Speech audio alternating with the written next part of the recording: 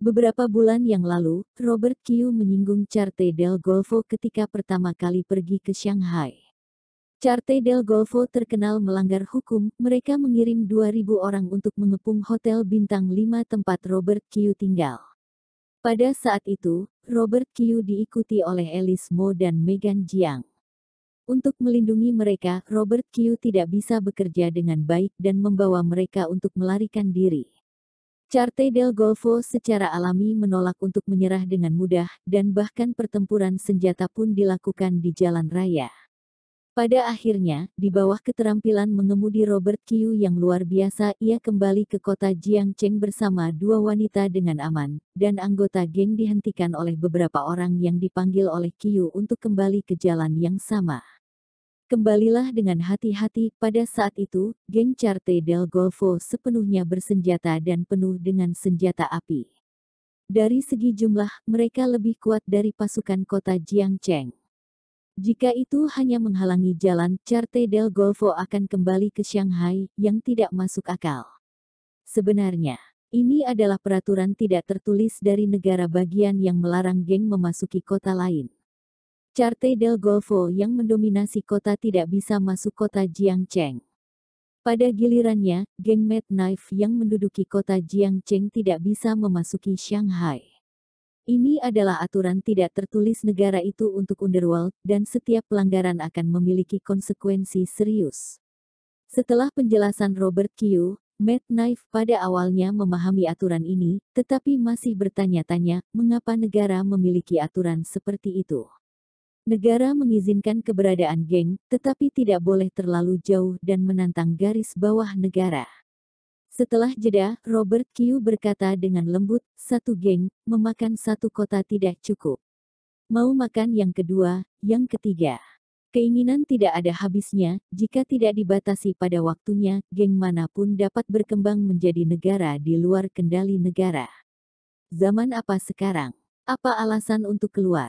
Sebuah gengmu ini, memiliki semua kota bawah tanah negara di tanganmu. Apa yang ingin kamu lakukan? Memberontak dengan pistol. Pada akhirnya, suara Robert Kyu datang dengan rasa terkejut. Apakah kamu pikir negara akan membiarkan kekuatan yang menantang rezim untuk muncul?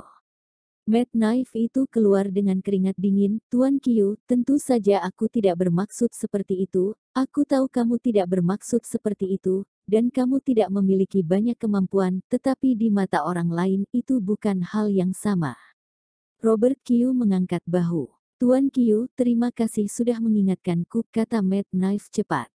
Singkatnya, kamu harus memahami bahwa sebagai seorang gangster, geng Mad Knife telah mencapai akhir kota Jiangcheng, dan itu telah berakhir. Langkah selanjutnya adalah menstabilkan situasi. Adapun ekspansi, kamu tidak boleh memikirkannya untuk saat ini. Kata Robert Kyu, juga hanya bisa begitu, desah pisau. Rencana awalnya adalah membuat pisau lebih besar, setidaknya menjadi yang pertama di Provinsi Ye. Hanya dengan begitu dia akan memenuhi syarat untuk membalas dendam pada koalisi pembunuh Provinsi Ye. Saat ini, aku khawatir rencana ini akan terlantar. Tapi jangan berkecil hati, karena sejauh mana Mad Knife bisa pergi ke depannya, sepenuhnya tergantung pada bisnismu berikutnya. Robert Kyu melihat pikiran dalam Mad Knife dan tertawa. Oh, mata gila Knife tiba-tiba bersinar. Tuan Kyu, maksudmu, mengubah geng Mad Knife seperti geng Handa. Memiliki kekuatan untuk menyerah pada geng-geng kota lain, jadi meskipun tidak menyerang yang lain city, tetapi geng Mad Knife juga menempati peringkat pertama di Provinsi Ye kan? Tidak, sebaliknya, geng Mad Knife tidak bisa mempelajari Carte del Golfo, apalagi geng Handa, kata Robert Kyu dengan sungguh-sungguh. Crazy Knife sedikit kaget, kenapa? Duo geng ini terlihat seperti ada di langit. Siapapun dapat melihat bahwa kekuatannya telah meluap ke kota. Kyu berkata, geng semacam ini, aku tidak tahu bagaimana cara berkumpul akan memiliki masalah besar cepat atau lambat. Pistol itu mengenai kepalanya, Mad Knife berpikir. Hal berikutnya yang perlu dilakukan geng Mad Knife adalah menstabilkan situasi di kota Jiangcheng dan meletakkan fondasi untuk langkah terakhir tanpa berusaha menarik perhatian negara, kata Robert Kyu dengan nada bijaksana, memutihkan dan melegalkan geng Mad Knife. Mendirikan perusahaan. Mad Knife tidak bodoh. Setelah membisikkan, ia perlahan-lahan dapat mengikuti pemikiran Robert Kyu. Robert Kyu mengangguk, seorang gangster tidak akan masuk. Jika ingin keluar dari kota Jiangcheng, kamu hanya dapat membuat gangster menjadi satu atau lebih perusahaan dan menjadi faktor stabilitas sosial. Baru kemudian negara dapat memberikan pengawasan itu bahkan akan mendukungmu. Mad Knife berpikir dalam-dalam. Selain itu, Robert Kyu memandangnya, Mad Knife, kamu adalah ketuanya, lain kali kamu menemukan hal seperti itu, jangan ragu-ragu, lakukan sesuai dengan pemikiran hatimu, apa yang terjadi aku akan mengambilnya. Dengan kata-kata Tuan Kyu, aku dapat yakin untuk membuat keputusan, Mad Knife lega, aku hanya memiliki satu persyaratan untuk geng Mad Knife, yaitu mengendalikan underworld kota Jiangcheng, melindungi perusahaan besar Mo, dan tidak membiarkan pasukan yang relevan menembus, kata Robert Kyu dengan sungguh-sungguh. Selama orang-orang yang tidak bok untuk perusahaan besar Mo, mereka harus diberantas sesegera mungkin, kan? Mad Knife bertanya. Itu bisa dimengerti, kata Robert Kyu. Bagaimana jika polisi bermasalah dengan perusahaan besar Mo? Mad Knife ragu-ragu sejenak dan bertanya lagi. Sepertinya aku tidak mengatakannya dengan cukup hati-hati, kata Robert Kyu ringan. Mad Knife tertegun di dalam hatinya, aku mengerti Tuan Kyu. Pada sore hari, Mad Knife secara pribadi pergi ke kantor polisi kota Jiangcheng. Sebagai pemula dari underworld kota Jiangcheng, saat Mad Knife muncul di gerbang kantor polisi itu segera menarik perhatian semua orang. Setiap polisi, melihat Mad Knife penuh kewaspadaan, meskipun direktur tidak mengeluarkan perintah untuk menangkap Mad Knife, yang terakhir tidak diragukan lagi adalah pemimpin geng-geng terbesar di kota Jiangcheng saat ini. Gangster dan polisi tidak pernah berselisih satu sama lain. Mad Knife datang ke kantor polisi sendirian. Di mata polisi, ini tidak berbeda dengan provokasi. Menghadapi mata polisi yang bermusuhan, Mad Knife tidak takut bahkan mendekati seorang polisi kriminal dan bertanya kepada direktur di mana kantor Andrik Guan berada. Polisi kriminal tentu saja mengabaikannya, dan menatapnya dengan tajam, mendengus dingin, dan berbalik untuk pergi. Mad Knife, mengapa kamu ada di sini? Stephen Kin, Kapten Divisi Investigasi Kriminal, datang dan bertanya. Karena kembalinya Robert Kyu ke negara itu menarik perhatian para pejabat nasional tingkat tinggi. Sebagai anggota tim khusus nasional, Stephen Kin dikirim ke kota Jiangcheng untuk memonitor dan bekerja sama dengan tindakan Robert Kyu sampai yang terakhir bersedia untuk kembali ke kota Yanjing. Stephen Kin telah menguasai banyak rahasia, termasuk hubungan antara geng Mad Knife dan Robert Kyu, mengetahui bahwa pemula baru di kota Jiangcheng sebenarnya adalah juru bicara Robert Kyu, jadi dia cukup sopan.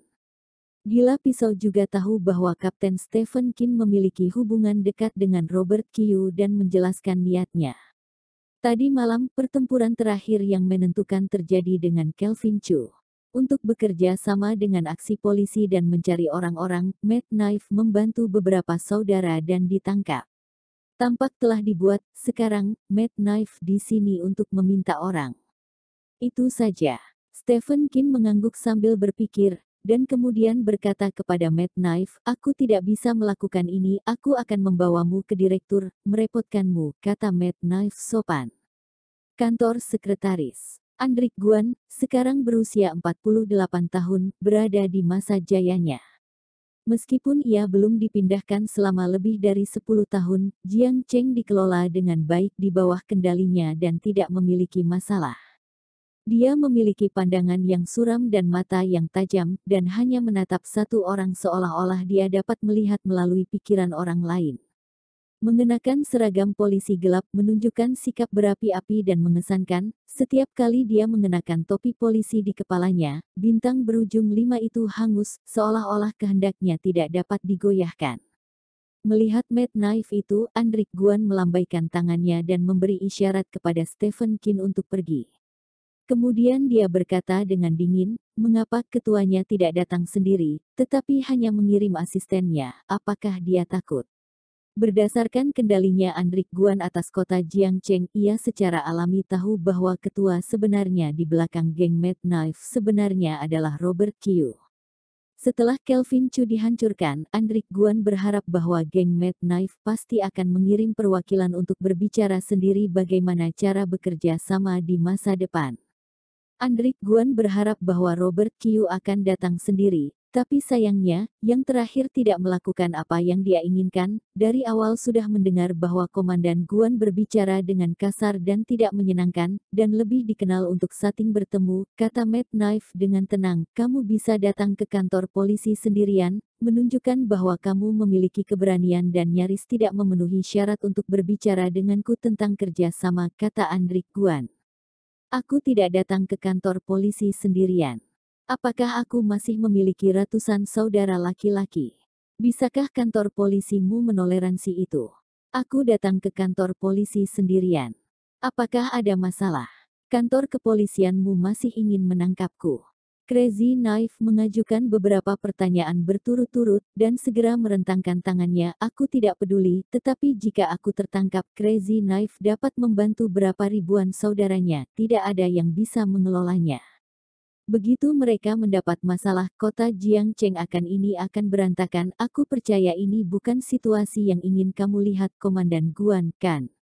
Mendengar bahwa napas Andrik Guan mandek, dia hanya memukul Mad Knife, tetapi dia tidak mengharapkan pihak lain untuk mengalahkan dirinya sendiri pada gilirannya, yang membuatnya terbiasa dengan keuntungan, dan dia tidak bisa beradaptasi.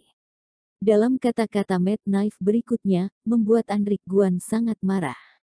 Adapun kerjasama yang dikatakan Komandan Guan, aku tidak mengerti, kamu adalah polisi, kami adalah gangster. Kerja sama apa yang dapat dibahas antara kedua pihak? Apakah kami perlu membantu kalian petugas keamanan? Maksudmu, bukankah kamu datang untuk membicarakan kerja sama kali ini? Mata Andrik Guan menyipit, murid-muridnya memancarkan kilau yang berbahaya. Tadi malam polisi menangkap beberapa saudara kita, aku datang untuk meminta seseorang. Mad Knife menjelaskan maksudnya. Hanya ini. Andrik Guan bertanya dengan dingin. Kalau tidak, Razor bertanya balik. Melihat ekspresi Andrik Guan semakin suram, Mad Knife menunjukkan ekspresi ketakutan. Ku bilang Komandan Guan, tidakkah kamu benar-benar ingin menangkapku? Andrik Guan menarik napas dalam-dalam, mengangkat telepon di atas meja, memutar nomor, mengucapkan beberapa kata ke mikrofon, lalu menutup telepon, dan memandang Mad Knife lagi. Orang itu sudah dibebaskan, kamu bisa pergi. Terima kasih, Komandan Guan. Mad Knife berkata sambil tersenyum, oh ya Komandan Guan, Tuan Kyu mengatakan kepadaku untuk memberitahumu, artinya, gangster itu bukan Kelvin Chu, dan tidak akan mau menjadi bonekamu, tetapi juga tolong Komandan Guan, kamu memiliki sedikit pengetahuan diri aman dan terjamin. Jangan mengambil inisiatif, kalau tidak, situasi di kota Jiangcheng akan kacau, dan Tuan Kyu tidak peduli. Ini yang dikatakan Tuan Kyu, tidak ada hubungannya denganku, Komandan Guan, kamu marah dan marah, tapi jangan biarkan nafasmu turun padaku, Mad Knife dengan cepat menambahkan. Pergi. Andrik Guan meraih asbak di atas meja dan menghancurkannya dengan pisau. Mad Knife dengan cepat berbalik, tidak marah, membuka pintu kantor, dan melarikan diri sampai tak terlihat. Perusahaan besar Mo. Kantor Presiden. Tok-tok Robert Kyu berbalik dan melihat Alice Mo, yang tidak terlihat selama beberapa hari, berjalan bolak-balik di depan jendela dari lantai ke langit-langit. Dia meletakkan tangan kecilnya di bibirnya dan membuka bibir merahnya tanpa sadar. Ini adalah gerakan kebiasaannya. Setiap kali dia mengerutkan kening, dia selalu suka menggigit jari-jarinya. Dia mendengar gerakan membuka pintu. Alice Mo kembali sadar, wajahnya penuh ekspresi serius. Robert Kyu, Kids mungkin harus pergi ke kota Fusang. Perusahaan besar Mo adalah perusahaan farmasi. Tapi karena pasar bahan obat kota Jiangcheng sengaja dimonopoli oleh saingan perusahaan besar Chu, perusahaan besar Mo harus membeli bahan obat dari tempat lain. Di antara mereka ada 3 perusahaan bahan obat yang paling penting, perusahaan farmasi Huang di Shanghai, industri farmasi Maxell Korea, dan industri farmasi Hiragawa dari kota Fusang. Beberapa waktu yang lalu perusahaan besar Mo sedang dalam krisis. Tiga perusahaan yang bekerja sama, mematuhi kebingungan seorang wanita kota Fusang bernama Chiba Masami pada saat yang sama mengumumkan secara sepihak untuk merobek kontrak. Untuk bertahan dari krisis, Robert Kyu dan Alice Mo pergi ke Shanghai untuk bernegosiasi dengan perusahaan farmasi Huang. Adapun Korea dan kota Fusang, karena mereka terlalu jauh dari negara lain, ada terlalu banyak yang tidak diketahui. Robert Kyu meminta dua teman lokal untuk menyelesaikan masalah kontrak. Perusahaan farmasi Huang dari Shanghai dan perusahaan farmasi Maxell di Korea masih beritikat baik. Kontrak baru segera dikeluarkan dan mereka menandatangani kembali dengan perusahaan besar Mo. Namun demikian, industri farmasi Hiragawa milik kota Fusang lamban bergerak. Untuk tujuan ini, perusahaan besar Mo juga telah berkali-kali menelepon dan bertanya, dan masih ada orang yang menjawabnya, tetapi dalam beberapa hari terakhir, bahkan telepon tidak tersedia. Alice Mo sangat menyadari bahwa mungkin ada masalah lain. Bahan obat yang disediakan oleh industri farmasi Hiragawa sangat langka, dan tidak ada perusahaan alternatif yang dapat ditemukan untuk saat ini. Karena itu, untuk mengetahuinya, Alice Mo bermaksud pergi ke kota Fusang untuk menyelesaikan masalah kontrak baru sesegera mungkin. Itu dia.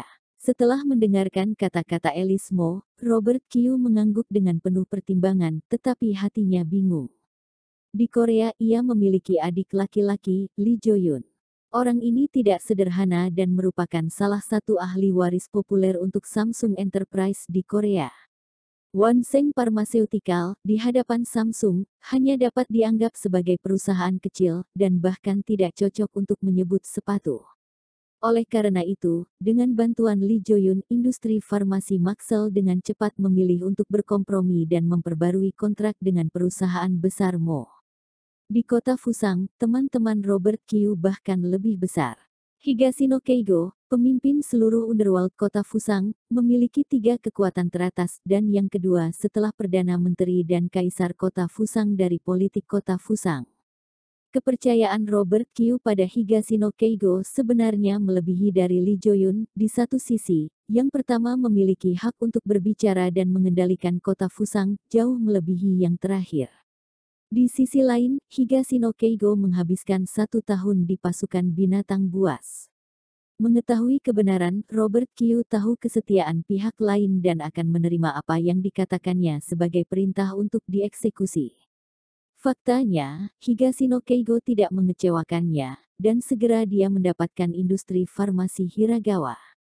Namun demikian, industri farmasi Hiragawa memiliki situasi sementara, yang sedikit tidak terduga bagi Robert Kyu. Dalam visinya, bahkan jika industri farmasi Maxell di Korea memiliki masalah, itu bukan giliran industri farmasi Hiragawa. Ini bukan Taksin tetapi Lee Jo-yun, tetapi bagaimanapun juga identitas Lee Jo-yun hanyalah salah satu pewaris Samsung Enterprise, dan Wanseng Pharmaceutical tidak harus menjual wajahnya. Tapi Higashino Keigo berbeda. Seluruh underworld kota Fusang ada di tangannya. Akankah industri farmasi Hiragawa patuh? Apa yang dilakukan Keigo? Robert Kyu bertanya-tanya. Robert Kyu, apa yang kamu gumamkan? Alice Mo melihat bahwa dia terganggu dan tidak bisa tidak meliriknya.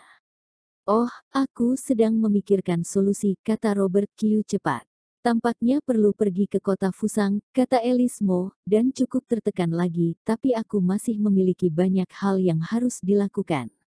Kamu tetap di perusahaan kota Fusang, aku yang akan pergi. Robert Kyu tertawa. Kamu pergi sendiri, oke. Alice Mo meliriknya, sekarang aku adalah wakil manajer umum perusahaan besar Mo. Ketika datang untuk membeli bahan obat, aku telah bertanggung jawab untuk itu. Jika ada masalah, itu harus diselesaikan olehku. Robert Kyu meletakkan tangannya di bahu dupa Alice Mo. Kamu merasa nyaman tetap di kota Jiangcheng dan biarkan aku yang menangani hal-hal luar. Jangan khawatir.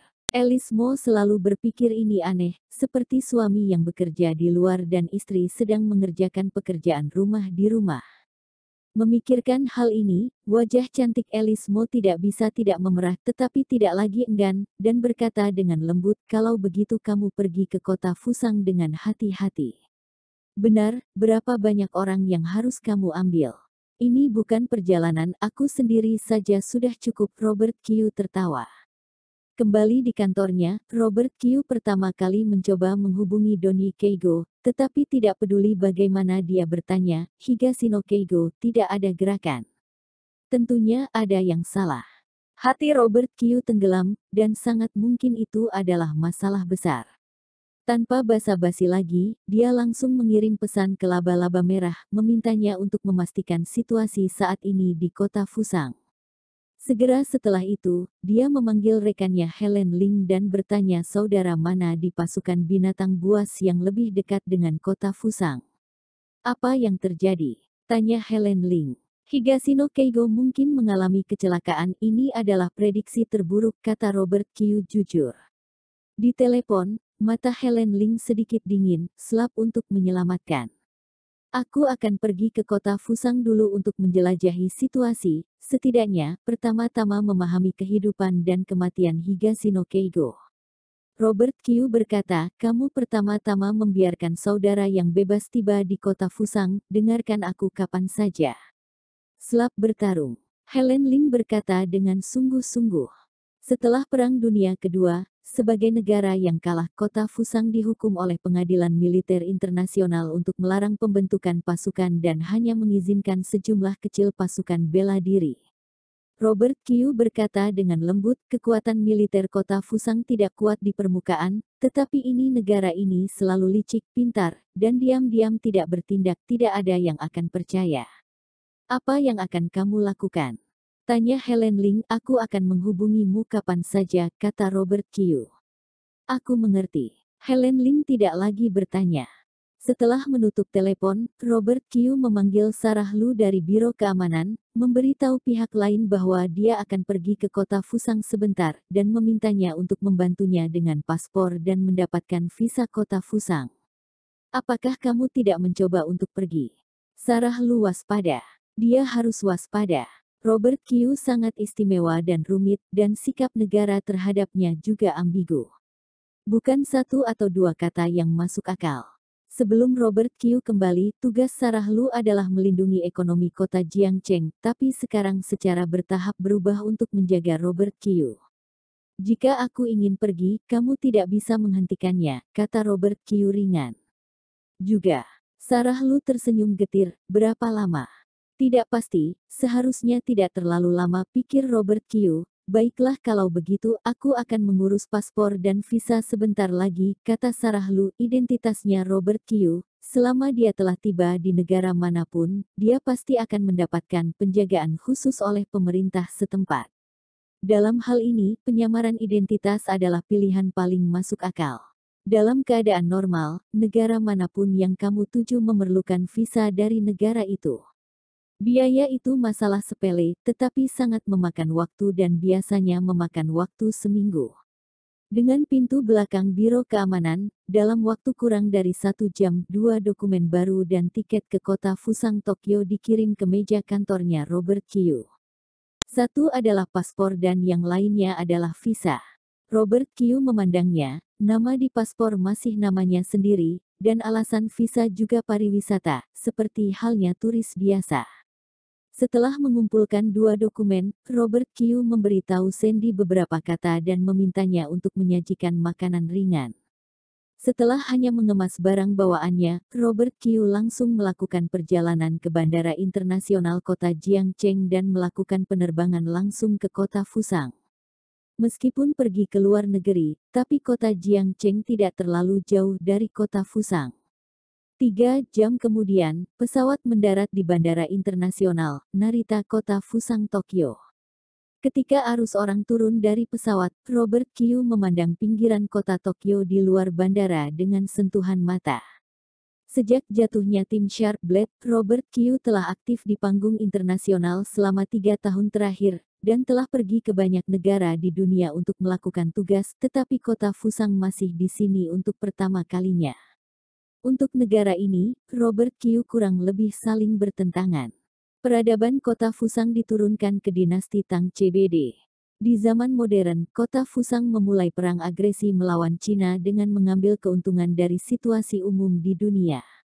Di tanah CBD, ia membakar dan merampok serta melakukan banyak sekali kejahatan keji.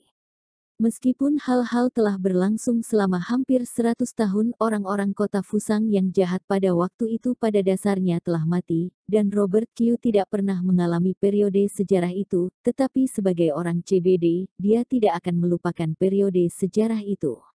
Ingin bertanya apakah dia membenci kota Fusang? Tentu saja membencinya. Misalnya, dalam periode waktu tertentu, Robert Kyu menyalakan komputer setiap hari untuk mendengarkan teriakan wanita kota Fusang untuk menghilangkan kebencian nasional.